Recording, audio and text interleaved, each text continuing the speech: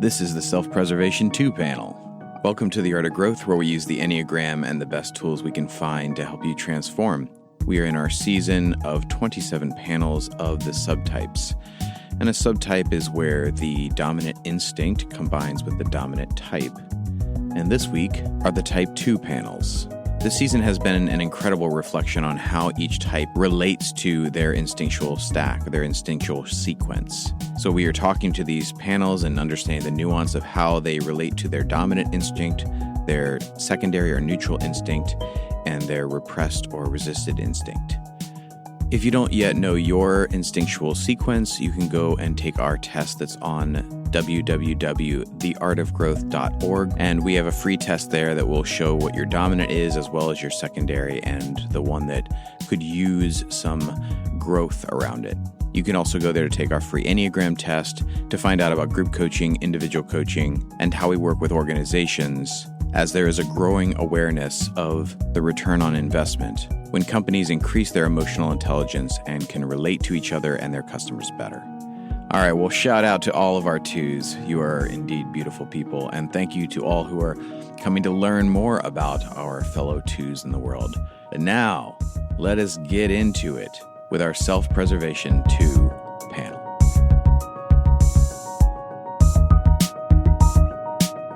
Well, welcome everyone to the Self-Preservation Type 2 podcast. We are so excited to have you with us.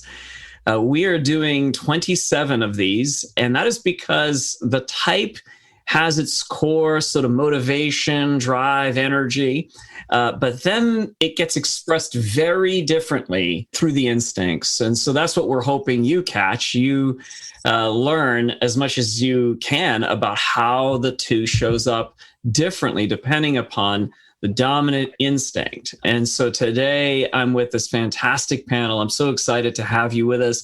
Would you begin by introducing yourself? Tell us your name and where you are from. I'm Nikki from Hexham, Northumberland in the UK. And I'm Trisha from Modesto, California. And I'm Chelsea. I live on the western slope of Colorado. Fantastic. Well, welcome to each of you. And we're going to begin by starting off with that first question about your type. As a two, twos have a desire to be connected deeply to other people, so from the emotional center, and have this sort of need to be needed or wanted or loved, depending upon the two and how they communicate that sort of core driver. And what we're curious about is, how does this interact with the instinct? The instinct plus the type makes this subtype, which is called the Self-Preservation 2. So tell me how that shows up, and we'll look at each aspect. And the first one I want to look at is health and wellness. So how does this sort of core need, driver, energy interact with the need to also preserve the self through health and wellness? I can go first, I guess.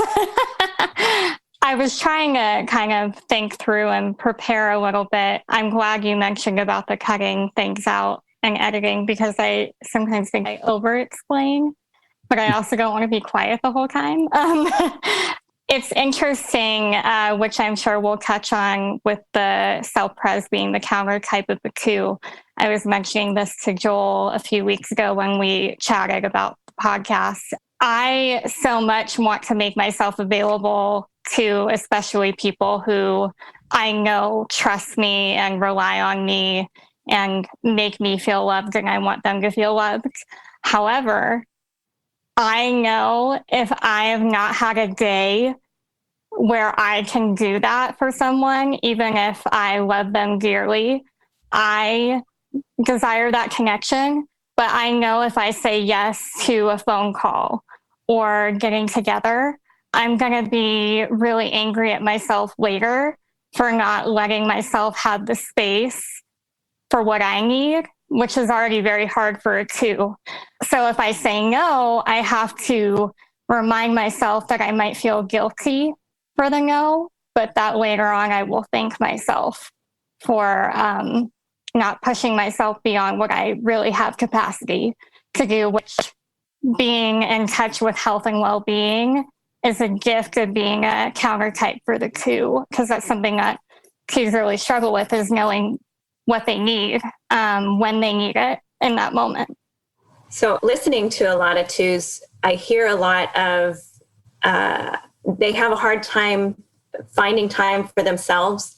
And I made the realization on New Year's that if I don't have that time to myself, then I merge with people so much that I don't know what I need, and I don't know what I'm thinking, and I can't process. And so I do process out loud a lot, but I also need that time alone to kind of regroup and know what my thoughts are, not what my husband's thoughts, not what my children's thoughts, or, but what my thoughts are, what I want to do, how I need to express that.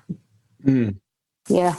I think it's a constant tension I think I have between trying to be sociable, and there's everything in the world that tells me I need to be sociable, and yet I don't want to be. And one way it would show up in self is friends coming around and actually I'm ready for bed, I'm ready to get to sleep, and I want to get to sleep because I like getting up early in the morning, and they're still hanging around. And, what you say to, in a way, jokingly finish the evening off. And I once did that, and they just ignored every possible hint that I gave that it was time to finish. They just stayed. Yeah. So, yes, real tension there. Nikki, I'd recommend sometime you can use my line, which is when there's people at my house and I say, I love you, please get the hell out of my house. Thank you for that. Yeah. Man, it works. Yeah, it works. That's for sure. I love the difference too. The 8, it's just as blunt, straight up, and the 2 is trying to drop hints left and right. Yeah. But if I'm that blunt, if I just come out and say that, then I'll beat myself up for a while. Yeah, of course. Mm-hmm. Yeah. Well, yeah, because the 2 goes to 8 and stressing it. Sometimes I like that. I like sometimes getting a little blunt or feisty, but I always feel bad later.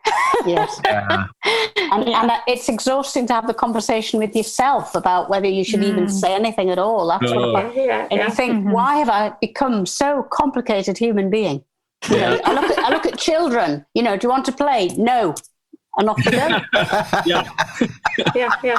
Yeah. I've had the same processing, as you, where it's, I'm in my head as a head type, but like, why is it so clear and simple for children? Like returning to that boundaried self, Mm-hmm. And for 2s, it's really difficult because, again, that's as you were describing it, Tricia, the sort of like merging or just leaving yourself and to enter into the world of another person and to meet their needs.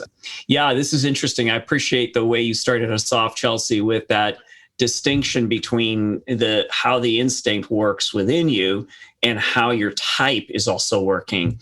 And so in one sense, you're describing it as a positive, like the self-preservation calls you back to sort of resting and taking care of yourself. But then on the other hand, you hear the countering, you hear the sort of battle between the 2, where there's I feel the pressure of being helpful and stretching myself.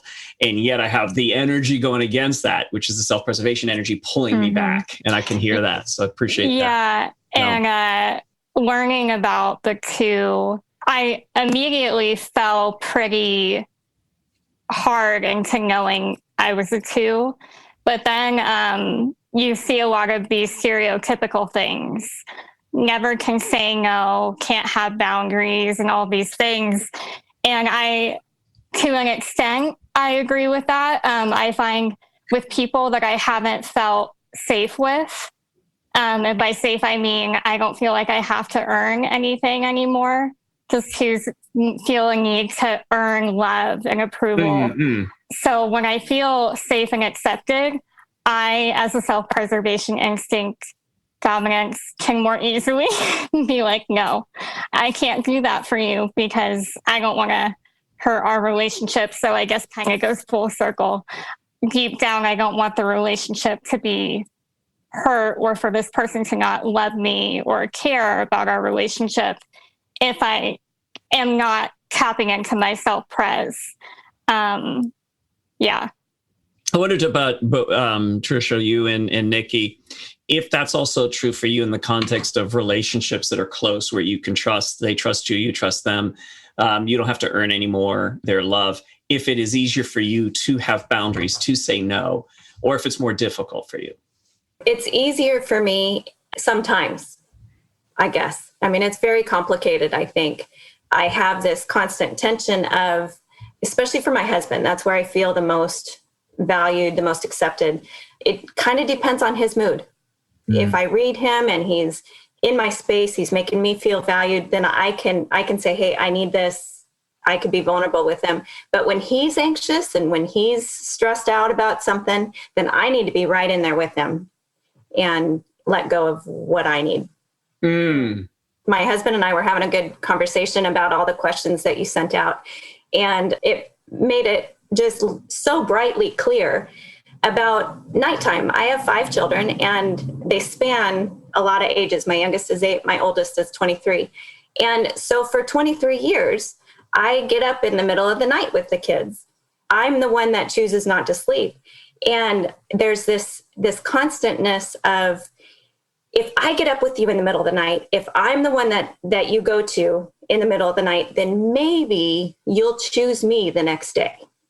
And I thought that was just such an inner core thing, that my hope to be chosen, my hope to be wanted is always there. It's always fantasized about. It's always thought about, which drives my need to be needed. Wow. That's really, I appreciate that authenticity, that openness. That's, yeah. Yeah. Well, Now my kids are teenagers, and so I do sleep sometimes. Yeah. Wow.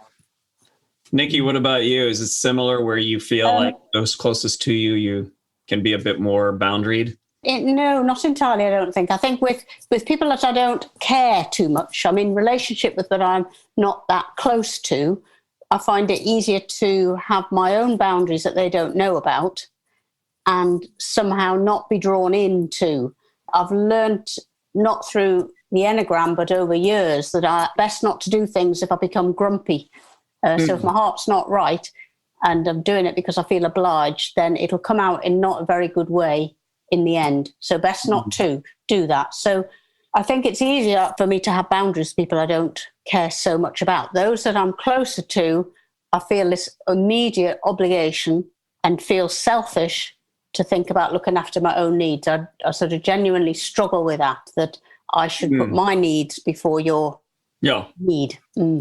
Yeah, that's interesting, because that's the tension that the two walks through, is that I have to sacrifice my needs. And if I do anything that's caring for the self, that appears selfish. So I don't want to do that. And yet you have the self-preservation energy also within you that's saying, you need to take care of yourself. You need to take care of, you need rest. You need to eat right. You need to. So that's happening all the while, which I wonder too, if that's also what contributes to self-preservation too, is being a bit more, having a bit quicker negative reaction to being pushed too much, whereas some other twos won't. Now that may not be universally true. I'd like to hear from all three of you, but like that can be where the counter type does get described sometimes as being quicker to that point of saying, enough, I need my needs to be met right now. Chelsea, you're nodding your head up, and that's true for you? Yeah, because I know something common with twos is we often think, since we know other people's needs pretty easily, forgetting that other people don't have that gift like we do. So even like with my husband, we share a space, we experience a lot of the same things in our environment day to day, but the way that we see things needed, whether for ourselves or for our home, if my needs aren't being met, I'm assuming he knows that.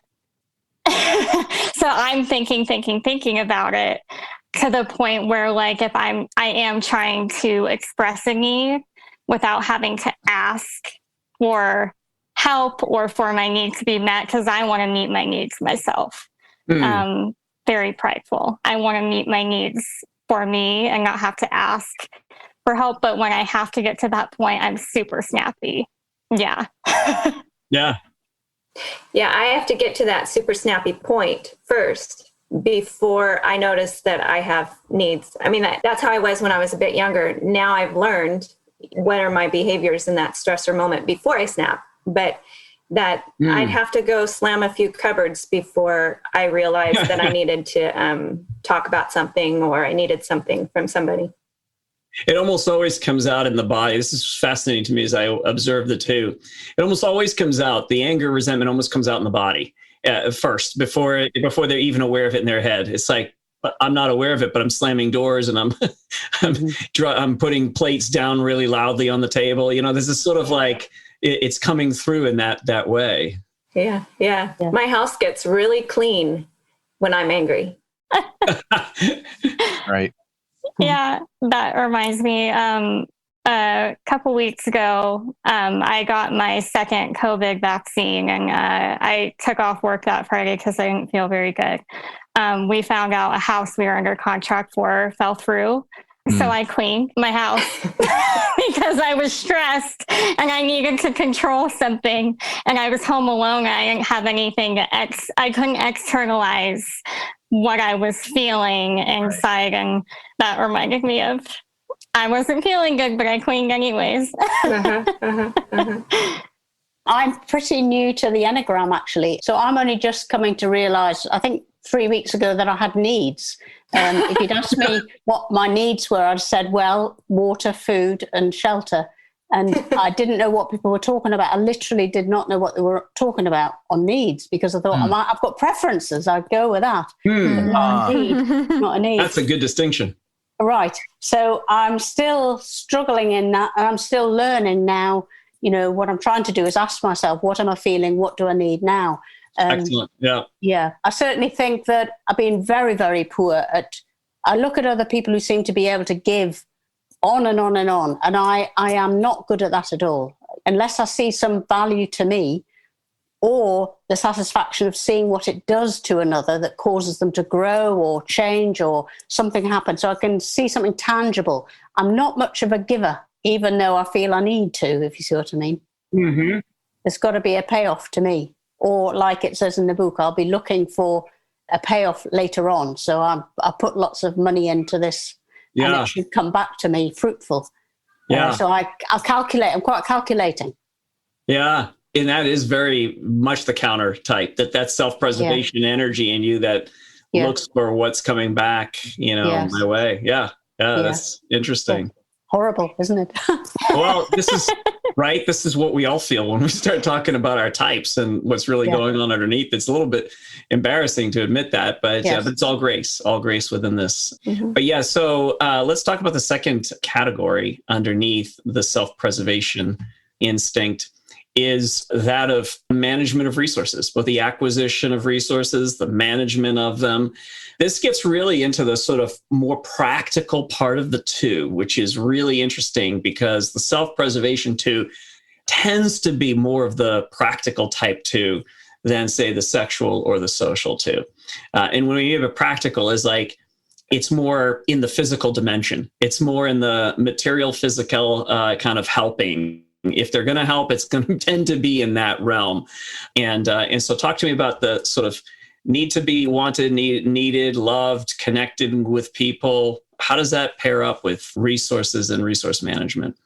I love to budget, and I love to budget my time, and I love to budget my money. And that's one of the ways that I kind of, it calms me down, because if I know that I have enough time to give to people and enough time for myself, then I'm good. If I've got enough, resources for this paycheck to last for so long, then I know where I can give and where I can't. And so it allows me to be boundaried, I guess. It gives me permission to be boundaried in some areas.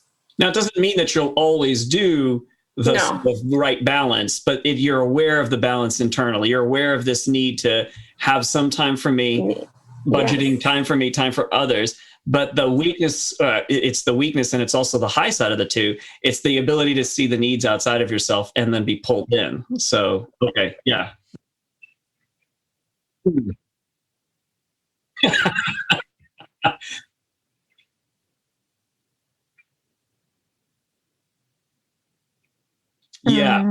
Yeah, I'm actually taking a spring break for myself next week. But after a year of not really getting to be with people, I'm looking forward to doing that. And so I'm finding myself wanting to ration my time off from work.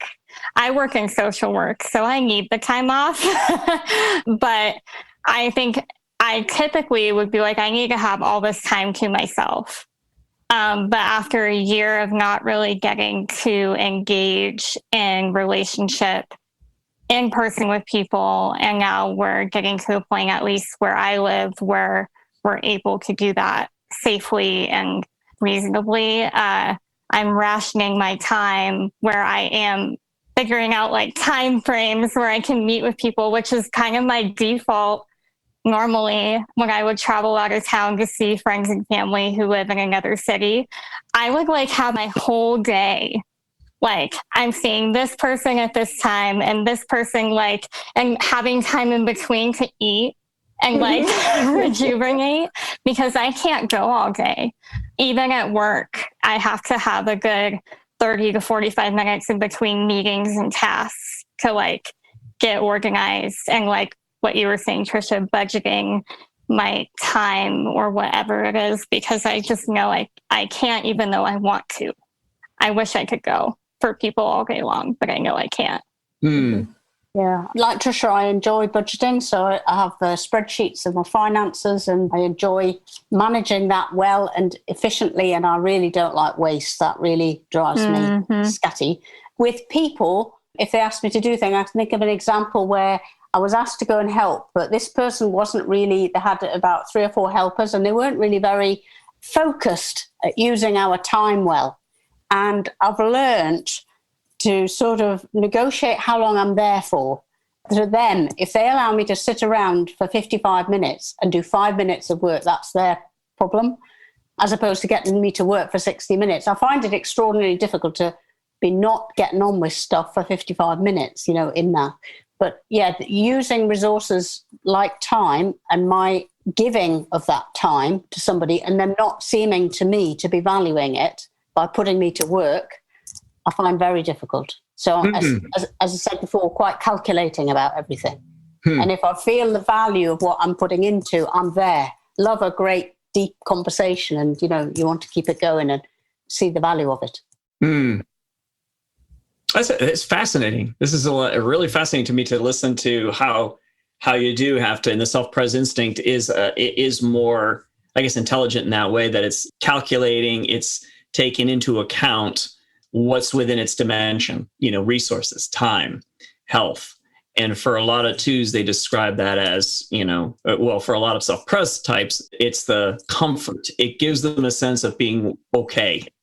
If I have that dimension in a good balance, then I can do some of the other things like, connecting with people and so on. So that's pretty interesting that we're hearing that. I homeschool, and I've homeschooled since my oldest was in 3rd grade. And one of the reasons why I chose to homeschool is for that connection with my kids, and that they would have connection with each other, and I can help that out. But what I have found out is that the planning of the curriculum, the planning of their days and my day and all of that, that's what excites me. And I like to teach other moms how to do that. So that's where I'm helping and I'm giving is, let me help you plan. Let's make sure that plan, come January, I am all for next year. Forget about this year that we haven't finished yet, but I'm ready to start next year because I want to plan it, Yeah, this is also, again, where twos, the helping part is much more within that dimension of resources and so forth. And that's really insightful. Let's look at the third aspect, which is the nest, the home, having a place of comfort, having some kind of routine, some kind of predictability, stability within the home, as well as the aesthetics. Is it nice? Is it appealing? I mean, we can go on and on about everything that is under that domain, the home. So talk to me about your two-ness and how it shows up in that sphere. I love to host things at our house. And over the last year, we really haven't done that much. And so when, whether it's here or if we ever move, if we ever find a house to buy in this market in Colorado is crazy. But I love to make people feel welcome and warm in my space. and then attend to their needs, because it's so easy for me to do that in any space, really. But when it's in my own space, I really like to take the pride in knowing that I'm giving of myself in a place where I also feel welcome and safe and comfortable, if that makes sense. Oh, yeah. Yeah. We've heard that from a number of self-pres. We're not saying this is universal across self-pres types, but what we're saying is it's interesting to listen to so many of them say similar things. Like, I want the event at my house. I don't want to go out. I want it to be here. So it's interesting. And even when they do go out, they're tending to bring the nest with them. So, but yeah, I'd love to hear from Trisha, you and Nikki as well. How does that flesh itself out? So when I took the test, I came out just a little bit higher in self-pres than the other instincts. And the reason why I know my self-preservation is more dominant is because I've seen it in myself since I was really little. I would always create a little nest with all my stuffed animals and dolls and make sure that they all had blankets. And we're totally okay with falling asleep at night before I fell asleep, which is what I do with my children today. I always loved the tiny little places that I can call my own and make it nice and comfortable for any object. Yeah. When I was little, and now it's people, but now it's people. Yeah. Yes, I'm exactly the same. I've always loved having people around, much prefer having them come to me than me go. I feel a bit insecure, I suppose, in other places because I can't control stuff. So love having people around, love to create a peaceful and comfortable and relaxed environment for them. I do like them to appreciate it, I have to say. Yes.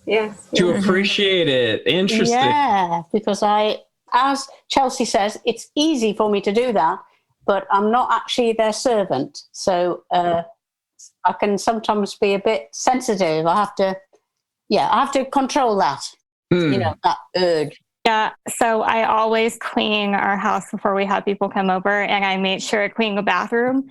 And I don't know why, because people spend hours at my house and for some reason never have to use the restroom, and it makes me mad. I'm like, I invited you into my space. I cleaned it up.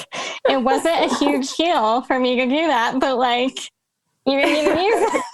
Well, Chelsea, I agree. I want to feel appreciated. If you ever invite me, Chelsea, I promise to take a pee. And Me too. We're glad to oblige. My second son goes to school 1,500 miles away, and I'm trying to figure out a way to go visit him, almost only for the sake of going and cooking him a meal and his friends a meal and making sure, people have cookies and all of that. So I do want to bring a little bit of home to him, Yeah. Well, let's move to the neutral instinct, the second. So tell me, which one is your second, and in what way do you use it? My second is social, and I really like to take care of the crowd to make sure everybody has a space, a spot in the crowd. My kids have friends over constantly, and if there's not a game night planned, I kind of feel a little bit like I'm neglecting something. So having the lockdowns has been really difficult because that social instinct has been neglected a lot. And I got in the groove of taking care of our home and our house. And it wasn't until I got away by myself, I had to rejuvenate myself. And then it was almost like a switch went on and I went, oh, I got a plan. And I gotta have people over. And so then we started having game night again, and we started having, a few people over again. But to plan for the holidays and to plan for people events was a thing that was needed in my soul. I don't know whether it's where I'm at with the Enneagram and really doing quite a lot of self-development in the last 6 months to 9 months, but I've relished being able to not get disturbed and having time to think and be without any interruption at all. So COVID for me has really just created a 24/7 safe place all the time. So while I miss, having a cuppa with the friends in the cafe, got more benefit, to be honest, from COVID than not in relation to trying to learn my own needs, my own feelings, and get ready for when I'm going to need to exercise that. Yeah. Because at the moment I'm in a little cocoon. Yeah. Yeah, I completely agree with that. When we first were put on in America here, it's like the 2 weeks turned into a whole year. Yeah. Right. But for pretty consistently through the whole thing, I actually was like a little relieved to not have to meet social obligations that we've been in the habit. And, as self-pres, I love routine and habits, but it was actually kind of nice because similarly to Nikki, I could just take a step back and figure out, what do I need when things go to normal again? And my secondary is also social. And I'm starting to practice it a little more. And I had the same thing as Trisha, of like, oh my gosh, I need to start figuring out when I'm going to do this, or when we're going to go here, or when we're going to see these people, and kind of becoming overwhelmed by it, but also excited by it, because I do enjoy being in social groups. And I find it's not because I want to like overly connect with everyone, but I like to be in the group and get a feel for what everyone is doing. I think of like social instinct. One aspect of it that really sticks out to me is connecting people, like connecting the tribe.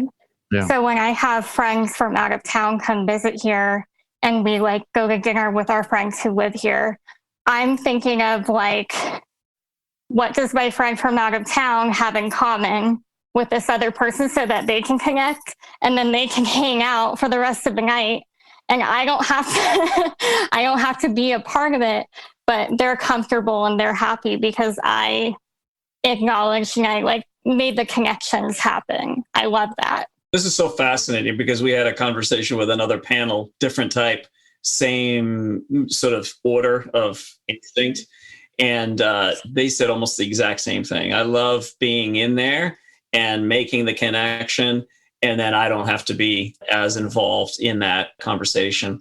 I'm curious too, with the social being both of your second, Trisha, you and Chelsea, is if that becomes a space for you to also do your helping, but through the self-preservation sort of gift that you have to offer the world. And it sounds like that is happening for both of you. You're capable of doing that.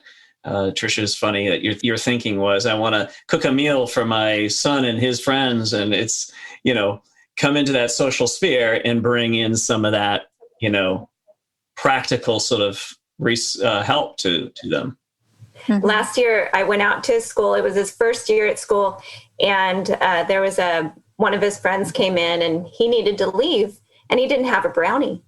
And I said, hey, you gotta take one of these brownies, take it to go. And I started pushing this brownie on him. So my son's roommate said, who has also become aware of the Enneagram, and he likes to say that I'm manipulative. And I don't like that word. So this other kid left, of course, with 2 of my brownies. And this other kid says, well, I saw the manipulation there. And I was so... Wait, no, I was just being nice. I was just being, he needed a brownie. he needed a brownie so he knew how good I was. I mean, that, if I'm going to be really honest, that's teaching moment for all of you people that are listening to this. Please don't do that. Don't use the Enneagram on each other like that. No.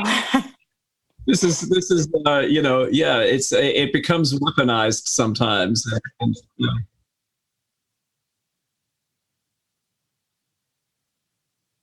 Good. But we still want that to be out there, because if someone from the Art of Growth hears someone talking like that, using the Enneagram like that, I will bite you. Just and I'll let Jim do the biting. Nikki, which one is your second? Do you know that? Social. Yeah, social as well. Okay, so all 3 of you. I don't know whether it is a feature of a 2 and self-preservation, but what I have noticed is that I don't have a lot of time for small talk. I find that in terms of wasting my resources, it's like what is that about? Especially with a group where the conversations split. Nobody ever lands on anything of any value. And I just noticed Trisha and Chelsea both doing things which had a purpose. So yes, you're providing a meal. Yes, you're connecting people. And I've begun to think when I meet people to think what the purpose is ahead, even if it's just encouraging or supporting or making them laugh. Yeah. But otherwise I can get really grumpy internally and want to remove myself from this setting. And partly I think because I've retired just 4 years ago, I was a workaholic basically, I have to admit.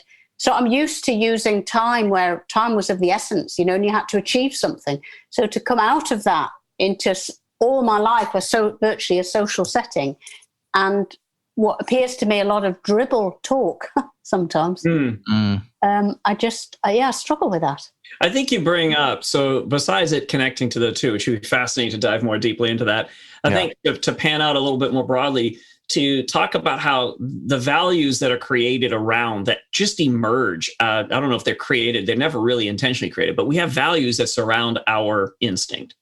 You can hear it in the self-pres instinct, which tends to have values around, in what way is this practically beneficial?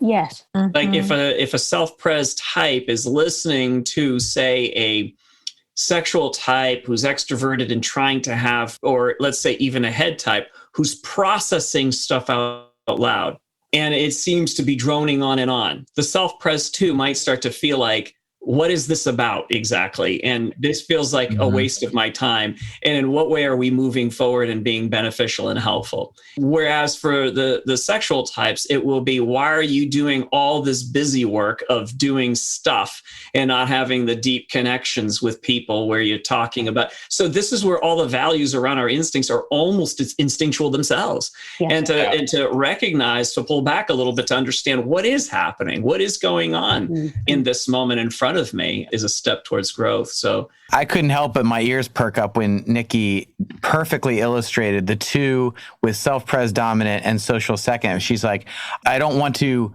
not have deep conversation, relational, social, because it's a waste of resources, that self-pres and that value for that.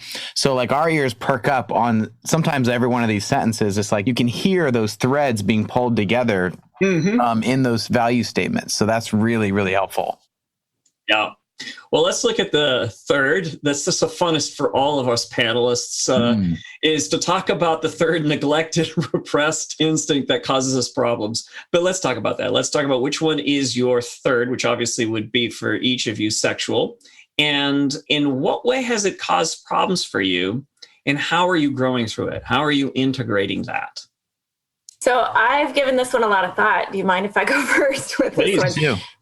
The sexual instinct, it was hard to determine that that's my repressed instinct because I love the conversations with people, the sizzle that's talked about. I kind of get a high from that. But the risk, I am so not adrenaline seeking. I am not competitive whatsoever. And that's caused a lot of problems. What about relational risk? I tend to be more guarded and I don't like conflict. So I don't take risk in relationship to that. I have to feel very safe in order to get my thoughts fully out. I kind of let my needs or my thoughts leak out until the very end of it. And then I'm like, oh, okay, I'm safe. You know, well, that's the fascinating thing about self-preservation energy. It's like there's so much more to be said than it's about these three domains. It is about a lot of things, including to what degree do I reveal some of this stuff, and you can see it and hear it on all the self-pres types. Even the extroverted 7 self-preservational 7 will have some guardedness around how much do I share here. And so I appreciate you saying that. Mm-hmm. Yeah, I completely like of everything that everyone has shared. I was also thinking quite a bit about this one because I love having in-depth, vulnerable, emotional conversations with people, whether they're super close to me or not. I'm honored when people share deep things with me, and it doesn't make me uncomfortable at all. But for me to take a risk to be forthcoming myself, I want to, but I think what it is for me is this underlying fear of rejection or being misunderstood, or it not being reciprocated, especially if the other person hasn't been vulnerable first. If I'm like very forthcoming about something vulnerable about myself and they're like really uncomfortable or they don't want to go there, I feel some regret for going there. I'm very other focused. Can they handle whatever it is that I would bring to the table? What would happen? Yes, I would agree. I think a lot before I speak, I then sometimes can get frustrated by what has been said. I feel I've got a valid point sometimes, and then it doesn't sometimes come over very well because I've sort of boiled up a bit too much. So not talking dispassionately about it. There is a fear of being rejected. I sometimes overqualify what I'm saying because I'm so used to being misunderstood, because people seem to choose to hear you in the ears that they've got rather than actually listen to your words. So they sort of assume something that's not there. And I think, I'm risk averse, like Tricia says, so I don't like taking risks. And I'm also caught with the dialogue in my head about why share anything about me at all? Because, with Chelsea talking about somebody who's vulnerable that's sharing, it's like, I don't know, I'm so other-centered that I think, well, why do I want to distract from that this is their time sort of thing? And yet I can also feel unheard, unseen, and that's painful. So there's that balance about when to share, what to share, how much to share. And I may be grumpy now, but I think we're not always very good at listening to each other. So when I do start sharing, my experience has been that often I'm interrupted halfway, and it's really something quite precious to me. And so I've sort of learnt not to just share, to be wise, I think, for my own protection, which I guess is my self-preservation, about what I share, who I share, and feel whether I'm going to actually be heard and understood. And if I'm not, then I'd rather not, knock it on the head and not share at all. I also, when I am sharing, for one thing, I want the person to ask me first. So even if I feel like I really want to share something, if they aren't saying like, hey, what's going on with this? Or how is this going? Or whatever, I almost won't bring it up, either because I might feel like it's not welcome, not because I think this person doesn't care, but it's awkward. It's an awkward feeling to bring it up myself. And also, if I am vulnerable and open, if there's not space held for it, like I want my feelings that I've shared to be acknowledged. I want some sort of, I want to see that the person is processing what I've told them. Because when we just move on to another topic, the efficiency, I feel like what was the point of all that? So not only do I feel hurt and overlooked or misunderstood, but I feel like we just wasted time. So that reciprocation, what I would give for others if they're sharing something vulnerable with me, I want the same. Chelsea, I don't know whether you'd concur with that, and it feels rejected. Yes. Yeah, and then I will never bring it up ever again because that feeling of rejection. This is where the vulnerability of your heart. I hear you. This is where I'm feeling you right now. Because this is the gift of the Enneagram, is if you can wait long enough, you can start to feel what the other person's feeling. Yeah. You feel the emotion of, if I share this, how vulnerable this is.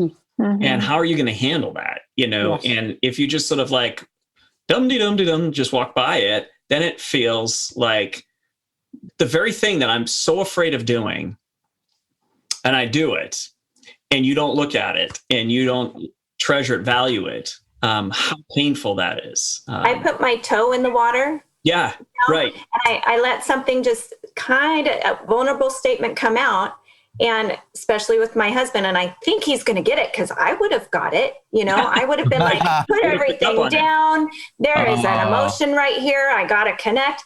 But sometimes he doesn't catch it. And so then I think, wow, he's not listening. He doesn't care. And so a few years ago, we came to the conclusion that I need to tell him, hey, this is a vulnerable moment. I need you, because to him, it was just a statement. It's just a statement. No emotion to it. Yeah. Right. Yeah. So it's that putting the toe in the water, just kind of testing to see if it's safe. Yeah. Which is the self-breath. That's a very good transformational, we call them transformational habits that you're engaging in by actually saying, this is me being vulnerable. This is me opening up. And put the phone down. we're teaching each other how to respond to our types, because we won't see it. We won't see the other in the same way that they need to be seen or loved. So we're talking about the sexual instinct and how it's repressed within you. Is the risk that is involved in saying something, in coming out. So we're talking about risk, and then also the sort of fusion, the connection with another person, where all three of you desire to have that connection. But there is also that protectiveness, like, whoa, this could go badly here. And then the sort of broadcasting that you brought up, Trisha, where, I might throw a little something out there, see if there's any bites, and see how that's handled. And so, yes, this is, for all of us, there's a third that's neglected, that's repressed, that becomes our point of growth in integration. What are some ways that you have begun integrating that? So Tricia, you mentioned one of them, which is to kind of say, I'm trying to be vulnerable. I'm trying to, have these connections. How are you growing through that? Are there habits that you're learning, ways of bringing in that sexual energy a little bit more into your lives? Yeah, it's a high risk, high reward issue, because the reward is huge. It's like, that's what you really want, because by sharing our vulnerabilities, we're actually sharing our humanity. And now we're getting on to really the real us. So it's always an exciting prospect. And I think one way I am is actually by talking about the things I'm learning as a way of introduction. So even talking about stuff that I'm coming across in the Enneagram or elsewhere that I'm talking about, and sort of talking, not necessarily sharing my vulnerability, but, well, not directly, I guess. It's talking about something that I find easy or difficult or challenging. Okay. That's a great entry point. It is, because then you hear a little bit about them, and somehow there's a beginning of a conversation starts. And that could then lead, if there was an issue in the relationship, to then hook back onto that if needed. So there's a vocabulary you're learning. And you've continued to grow, which to me is an example of the self-preservation energy being balanced by some of the sexual energy. Sexual energy, the risk-taking is not just like, I'm going to jump out of a plane tomorrow because I think it's going to be fun. It's that ability to change, to bring about new growth in your life. And Nikki, you and I have had conversation about this, that you've continued to push yourself and grow. So you have brought the sexual energy into your self-preservation world. But I like how you're contextualizing even that, where I can bring some of the sexual energy in, but I got to create a container that gives me a little safety, some guardrails here. I think being social is my secondary. I used to would have thought, if I want to be in intimate relationship with other people and have that depth, I don't want to create a hierarchy in my brain of who I can have that depth with, because like in my social instinct, anyone who's remotely close to me, I think all of them have to know all the same information about me, all the deep things, because then they'll truly know me. But I think through some hurtful experiences in my life, there's so much value in having that core, like 1 to 3 people. And so I think the growth in me is just recognizing who are those people that I actually can be willing to take that risk with, and how can I be more intentional about doing that on a more regular basis? Because I think I could go for days or weeks not thinking that I'm having things that are like building up that I need to process in some way with people who know me and are there for the long haul. So I think just recognizing who are those people, and will I make the intention for that risk with them, as they've done with me many of times. Yeah, another great container. That's a safer, environment for you to do that. So good. I think the Enneagram has helped me take more risk with people, because especially if I know their numbers, then I know what they can handle from me. Does that make sense? Yeah. So I don't expect a head type to give me all feeling, I Right. could go to my 4 friend for that.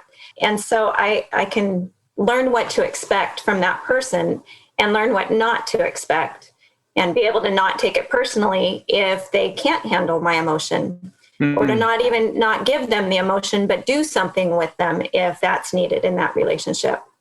Mm-hmm. Yeah, I've many of times felt hurt with people who I consider to have been very close to me.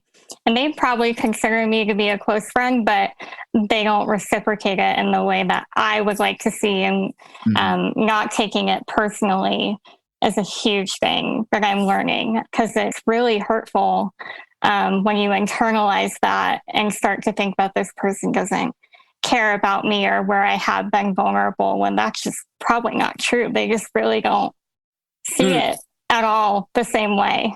Yeah. One of the practices we have in our group coaching is to teach people how to be receptive to love, and that the receptivity is really the place of growth for all of us, because none of us are excellent at receiving love. And all of us have our narrow little straws through which we drink up the vastness of love that's actually present and available to us. And it's through our type. It's through the way we view love and affection, and different types view it differently. It's learning to expand that capacity to take that stuff in. But so I really deeply appreciate it, really, how open, transparent, thoughtful, the amount of work you put into this to think through some of these questions. And yeah, so very, very good. You're helping so many people out there to understand too what it is like to be a self-preservation too, to have this instinct that sometimes works against the natural sort of flow of the type. So big appreciation to you for opening up your heart to us, and much love to each of you. Again, thank you. Thank you. Thanks for having us. We will talk to you all again soon. Bye. Bye.